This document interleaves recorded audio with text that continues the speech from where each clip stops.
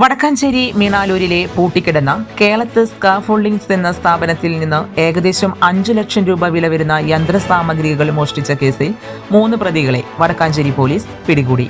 മീണാലൂർ സ്വദേശികളായ 28 വയസ്സുകാരായ ടൊവിൻ വിൽസൺ, റമീസ്, 31 വയസ്സുള്ള പുതുരുത്തി സ്വദേശി സഞ്ജീവ് എന്നിവരാണ് അറസ്റ്റിലായത്. സ്ഥാപനത്തിന്റെ ഉടമയായ യൂസഫ് കഴിഞ്ഞ ജൂലൈ 1 നൽകിയ പരാതിയുടെ അടിസ്ഥാനത്തിലായിരുന്നു പോലീസ് അന്വേഷണം ആരംഭിച്ചത്.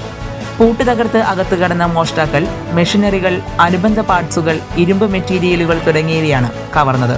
കേസിന്റെ പ്രാധാന്യം കണക്കിലെടുത്ത് വടക്കാഞ്ചേരി പോലീസ് നടത്തിയ ഊർജിതമായ അന്വേഷണത്തിനൊടുവിലാണ് പ്രതികളെ പിടികൂടാൻ സാധിച്ചത്.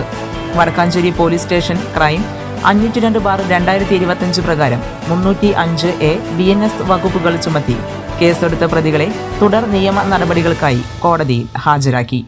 SI Harihara Sonu, SI Pradeep, ASI Sirajuddin, GSCPO Dijo, Arun, CPO പൗലോസ്, അനുരാജ്, രജു എന്നിവർ അന്വേഷണ സംഘത്തിൽ ഉണ്ടായിരുന്നു.